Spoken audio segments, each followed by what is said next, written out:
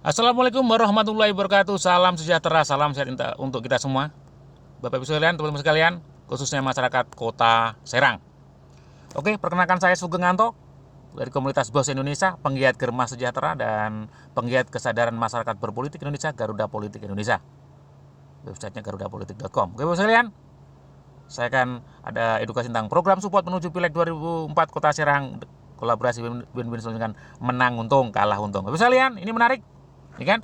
Di dalam pilihan legislatif tentu ada resiko kita, ya kan? Tentu kita bisa menang, bisa kalah. Nah, makanya kita harus punya mental, ya siap menang, siap kalah. Ya, kalau yang jadi masalah kalau kita cuma siap menang aja, kalah nggak siap, wah itu nggak boleh. Dalam demokrasi itu pasti ada dua kemungkinan ketika dalam pilihan, ya kan? Kalau tidak menang kalah, nah, harus mental. Nah, kita belajar dari filosofi Jepang. Jadi orang Jepang tuh kalau mau perang itu berani mati. Berani mati bukan artinya kita dia pasrah mau mati, bukan begitu. Karena dia berani mati, maka segala upaya, segala teknik, segala apa yang dikeluarkan gimana dia bisa menang, ya kan? Jadi berani mati bukan artinya dalam filosofi Jepang dia langsung pasrah, bukan. Jadi dengan upaya gimana dia bisa menang, ya kan? Jadi kita nanti kalau bicara detail makanya kita gimana kita menang untung kalah untung, kalah aja untung. Nah ini menarik buat saya lihat. Jadi kita harus siap punya mental yang luar biasa, siap menang siap kalah. Tetapi kalah gimana kita untung. Makanya kita nanti itulah lahir program nanti gimana support win-win solution. Lanjut. Tapi selain kalau kita bicara pemerintah Kota Serang, ya kan? Tentu kita adalah bicara 6 kecamatan, 67 kelurahan, 562 RW dan 2116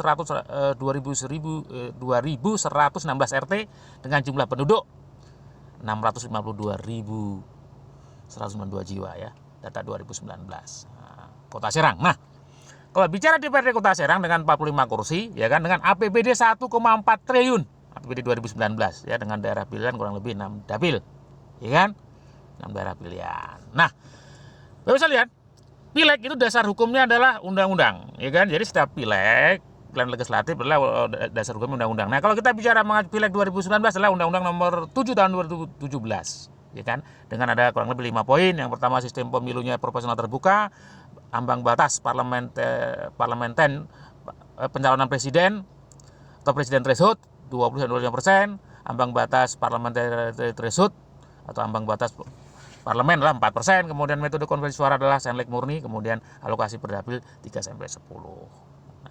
Nah, kenapa kita harus peduli politik? Nah, ini menarik. Nah, ini salah satu tokoh nasional Turki mengatakan bahwa Mehmet Erbakan, dia seorang akademisi, seorang politik, dia seangkatan jadi insinyur dengan Bapak Profesor Habibie, ya kan? Orang Islam yang tidak boleh dengan politik akan dipimpin oleh politikus yang tidak boleh pada Islam. Maksudnya adalah apa? Padahal kalau bicara Turki adalah 98% penduduknya Muslim, berbeda lebih persentase lebih menang dibanding Indonesia yang 86%. Tetapi karena apa? Turki adalah negara yang memisahkan antara agama dan kekuasaan sekuler lah. Nah, sama kalau kita ke lapangan, Pak, juga kadang kita ketemu beberapa tokoh agama, Pak Ustadz, waduh Pak Sugeng jangan ngomong politik lah, politik itu kejam, kotor dan sebagainya. Saya kira belum paham saja, ya kan. Kita harus ngerti politik, makanya kadang-kadang ada guyonan ya, kita ada edukasi guyonan yang, Pak Ustadz, jangankan urusan pemerintahan, jangankan urusan perdagangan, jangankan urusan hubungan kemasyarakatan, kencing aja di dalam Islam itu ada adabnya, ada aturannya. Jadi kita harus peduli mulai sekarang, peduli dengan politik. Walaupun kita nggak mau politik, pasti minimal kita melek politik, ya kan. Karena sederhana aja, Pak Ustadz, kalau boleh nggak sih kalau marbot itu dibiayai negara lewat APBD atau APBN? Ya boleh aja ketika legislatifnya ada bikin regulasi, ya kan, ketok palu. Ya, tentu kita legislatif yang peduli sama konstituen atau masyarakat. Lanjut. Nah, Bapak Ibu sekalian, kalau bicara legislatif adalah lembaga kekuasaan, bukan lembaga sosial ya. Sekali lembaga kekuasaan, bagian dari trias politika. Indonesia mengenal pelajaran trias politika. Politika ada kekuasaan dibagi 3, itu kekuasaan legislatif, kekuasaan eksekutif, dan kekuasaan yudikatif. Kalau kita bicara legislatif, Bapak Ibu sekalian, kita bicara MPR, DPD RI, ya kan? MPR RI, DPRD provinsi, DPRD kota kabupaten. Nah, fungsi legislatif adalah membuat regulasi, undang-undang perda, penganggaran, budgeting, dan fungsi kontrol atau pengawasan. Jadi ini kekuasaannya ya. Lanjut. Nah, hal-hal penting dalam pileg, Bapak Ibu sekalian. Dalam pileg itu ada 8 hal poin penting. Yang pertama adalah undang-undang pemilu selalu berubah setiap 5 tahun. Jadi setiap tahun berubah undang-undang pemilunya. Maka kita harus paham itu. Kedua, pileg banyak kursi banyak caleg. Nah, ini menarik. Beda dengan pilkada itu 1 kursi banyak calon. Kalau ini enggak, banyak kursi banyak calon. Nah, artinya apa? Kalau dalam 1 dapil itu ada 10 kursi, Ya kan? Ada 90% orang tidak suka sama kita dan partai kita aja kita masih duduk. Karena di dalam pileg itu tidak harus nomor urut 1. Ya kan? Dalam perhitungan nomor urut 1, nomor 2, nomor 3, nomor 4, nomor 5, nomor 6, nomor 7, nomor 8, nomor 9, nomor 10 pun masih dapat kursi. Kalau salah satu dapil itu dapat 10 ada 10 kursi. Nah ini yang ketiga. 98% lebih kursi legislatif adalah kursi jamaah. Nah ini menarik. Artinya kalau dalam satu kursi itu harganya 20.000, jarang ya caleg individu nyoblos 20. Ya kan? Biasanya separuhnya. Sisanya apa? Suara caleg lain dan suara partai. Makanya gotong royong. Maka ada yang terpilih dan tidak terpilih. Makanya harus ada kesepakatan. Jadi kita mohon maaf Bapak Ibu sekalian, kalau kita duduk di legislatif, kita harus menyadari bahwa kalau kursinya kita ini memang kursi jamaah, ya kita harus pedulilah sama caleg yang lain yang memberi kontribusi suara. Kita harus membiasakan keadilan sosial, musyawarah mufakat, persatuan Indonesia. Ya kita ngomongnya Pancasila, ya harus benar-benar Pancasila dijadikan rohnya kan begitu. Nah, pileg berdasarkan daerah pemilihan dapil, ya saya kira pasca reformasi pileg menganut sistem terbuka ya. Sekali lagi pasca amandemen undang-undang ya, undang-undang dasar 45 itu diamandemen 4 kali ya, tahun 99, 2000, 2001, 2002. Salah satunya sistem politik kita lah pemilu terbuka. Ya kan, dalam pileg lah one man one vote. Jadi suara tukang becak sama suara presiden sama satu, suara petani sama bosnya sama satu, suara one man one vote. Pileg pasca reformasi banyak muncul caleg baru, jadi dinamika luar biasa. Inilah hal penting berikut. Nah, ketika bicara Kota Serang misalnya kita ada kurang lebih ada 11 partai yang punya kursi di sana ya. Partai Gerindra 7, Partai Golkar 7, Partai Nasional Demokrat 6, Keadilan PKS 5, PDIP 4, PAN 4, Partai Demokrat 4, Partai PKB 3, P3 3, Partai Berkarya 1, Partai Hanura 1. Ini menarik ya, dinamis. Jadi menarik bicara pileg di Kota Serang. Nah, catatan penting dalam pileg Kota Serang 2019 adalah apa? Kursi Gerindra adalah sama dengan Golkar ya, pileg 2024.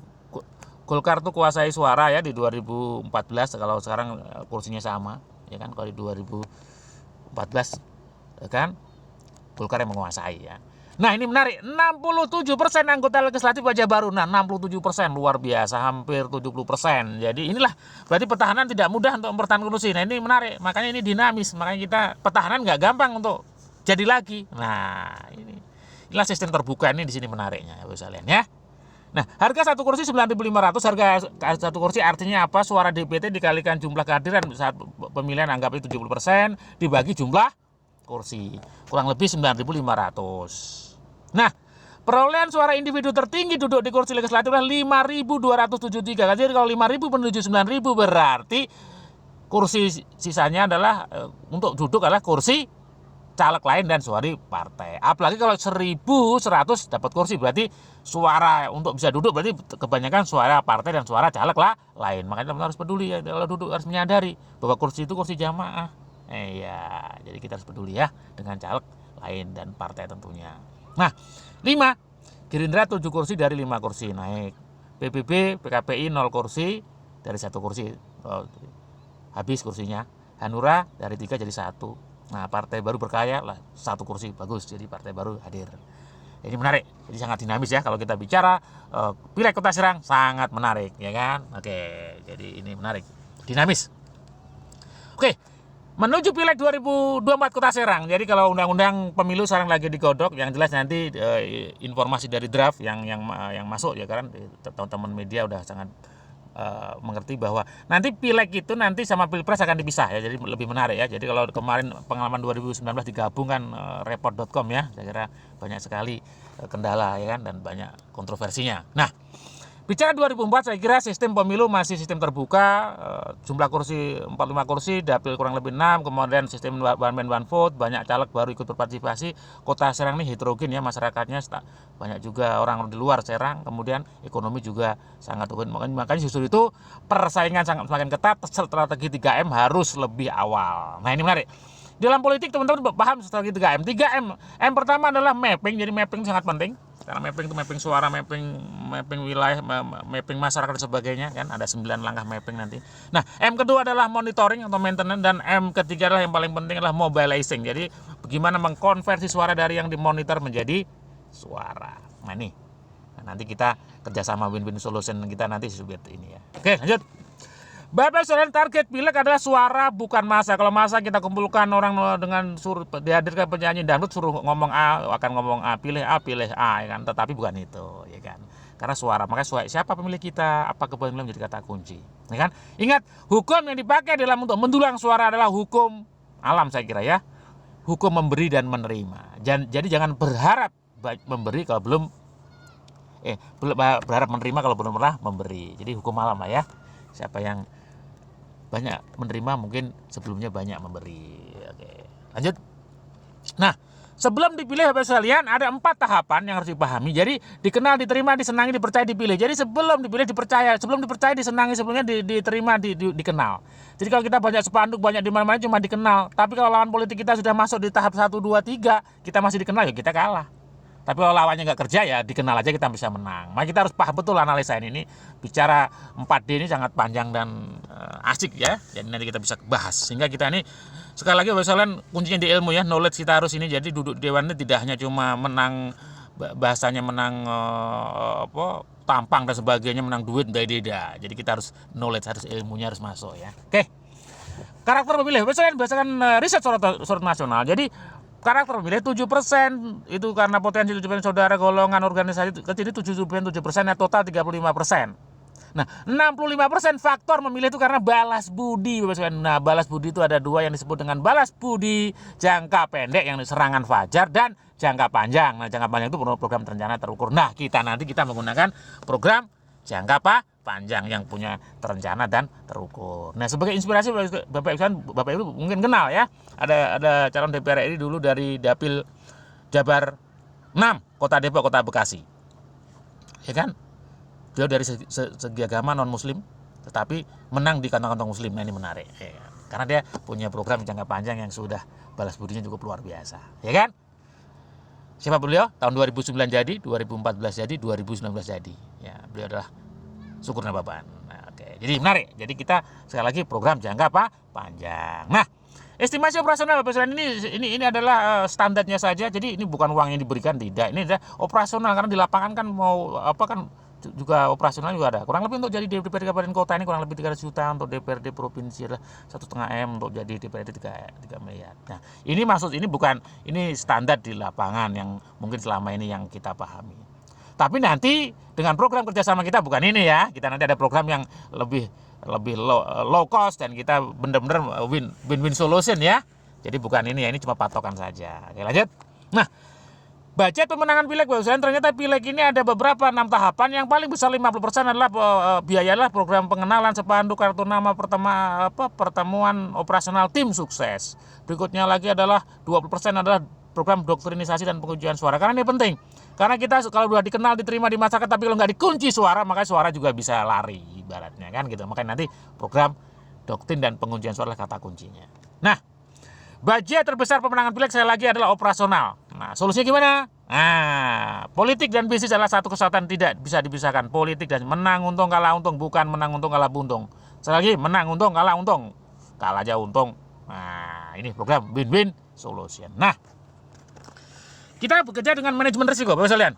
Apabila kita bekerja dengan risiko pemperhitungan, maka risiko tidak jadi masalah lagi, ya kan? Jadi lahir program menang untung kalah untung ini dasarnya ini. Bapak sekalian, di dalam pileg kan ada risiko kalah, ya kan? Makanya gimana kita bisa masih tetap menang untung. Nah. Bapak sekalian, di dunia ini ada sebuah bisnis yang lahir karena risiko, yang besar karena adanya risiko.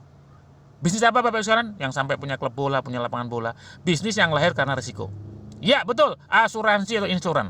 Karena ada risiko kecelakaan, risiko kematian, risiko kebakaran dan sebagainya, dia lahir. Nah, sama kita program win-win solution menang untung karena adanya risiko. Risiko pileg ada kalah, tapi gimana kalah aja masih untung. Nah, bisa lihat ya. Jadi ini detailnya luar biasa. Hah? Kolaborasi bahasa Indonesia dan Germas Sejahtera. Bisa lihat kalau kita bicara politik nasional, ya itu ada 5 hal yang mempengaruhi ya. Yang pertama adalah ada 5 M. M pertama adalah massa, organisasi massa. M kedua adalah media massa. M ketiga adalah mahasiswa. M keempat militer. Kelima adalah money atau pengusaha. Jadi kalau ada 9 naga pengusaha mempengaruhi politik, ya memang benar juga. Karena memang 5 M tuh, ya kan? Menurut guru jurnalis saya bahwa 5 M politik nasional ya, mempengaruhi politik nasional. Sekali lagi, M pertama massa, organisasi massa. M kedua media massa, ya kan, pers. 3 adalah mahasiswa, M keempat adalah militer, M kelima adalah wanita pengusaha. Nah, ya kan? Nah, konsep dasar win-win solution, Bapak Solian. Ternyata pemilihan legislatif pileg itu punya korelasi bersamaan dengan berdagang, niaga atau jasa, sama-sama menawarkan, ya kan? Sales, terapis, tenaga kesehatan, tenaga lapangan, bisnis dalam aktivitas setiap hari mempengaruhi orang untuk mengikuti apa yang ditawarkan. Ya jelas kan, sama-sama mempengaruhi orang ya. Nah, energi biaya yang dikeluarkan dengan adanya tambahan promosi calon legislatif dan tanpanya sama ini menarik Bapak Solian, ya kan? Kalau kita misalnya tinggal di Bogor, kita ada bisnis yang setiap hari kita pergi ke Jakarta, Bogor Jakarta, karena ada urusan bisnis. Nah, suatu waktu ada orang yang menumpang mobil kita, Pak, saya numpang ke Jakarta. Oke. Kira-kira bensin yang dikeluarkan sama nggak? Ya sama, hampir sama. Tapi ketika kita hanya punya kepentingan dari Bogor ke Jakarta, ada urusan tertentu, ya tentu biayanya cukup besar. Makanya kita nanti kerjasama ya, win-win solution dengan komunitas kita. Mempengaruhi orang lain dengan dasar trust, kepercayaan pada tahapan tadi dipilih. Dan yang paling menarik adalah mempengaruhi orang tanpa dibaca oleh lawan karena kita adalah berbasis bisnis, kan? Atau kompetitor, dan no money politik. Nah ini no money politik. Ya, menarik dong. Kalau kita duduk di dewan dengan cara yang nggak benar, ya kita bisa jadi kita duduk nanti nggak benar juga kan gitu. Tapi kalau caranya benar, insya Allah benar juga. Nah, Bos Indonesia adalah sebuah komunitas pebisnis online dan offline, ya kan? Sehat sejahtera yang diinisiasi oleh Sugeng Anton, yang didukung oleh lembaga kursus dan pelatihan Sugeng Sejahtera, ada KPPS, ada CPO Academy, ada media sorot nasional untuk media publikasi. Nah, Bos Indonesia adalah komunitas yang inklusif, bukan eksklusif. Kalau inklusif berarti semua masuk, stakeholder boleh masuk. Inklusif, bukan eksklusif. Kalau eksklusif kan menyendiri ya. Nah, dengan tagline-nya adalah memberi solusi baik dan belajar bisnis, ya kan? Belajar dengan dan praktek. Jadi kita tidak hanya belajar teori tapi praktek. Ya, ini menarik nih Bos Indonesia. Nah, nanti kerjasama dengan Germas Sejahtera adalah gerakan masyarakat hidup sehat. Dasarnya adalah Inpres nomor 1 tahun 2017. Jadi masyarakat menuju masyarakat yang sehat.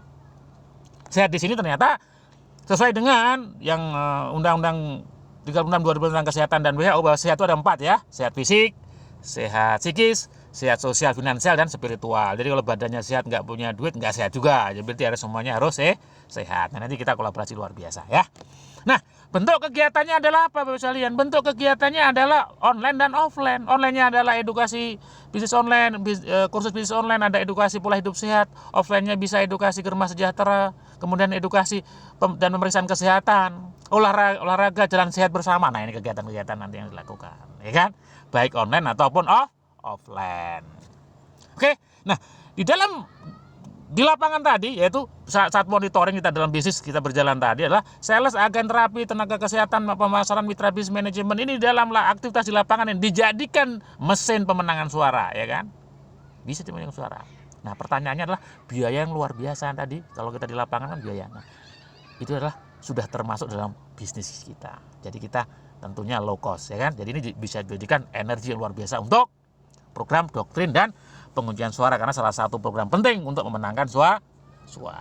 Oke, Bapak sekalian, tripartit sukses sekali lagi untuk duduk di DPRD Kota Serang dengan low cost, biaya rendah, ya kan?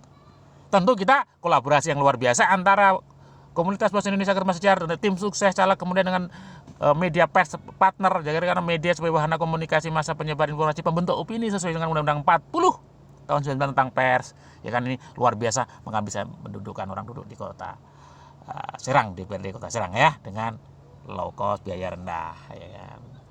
Nah, Bapak sekalian, intinya adalah Bapak sekalian, kita sebagai Bos Indonesia Germas Sejahtera, kemudian kesadaran masyarakat berpolitik, Garuda Politik Indonesia ikut serta kan membantu gimana teman-teman yang mau duduk di dewan dengan cara win-win solution, dengan cara konstitusional, dengan cara yang benar, ya kan?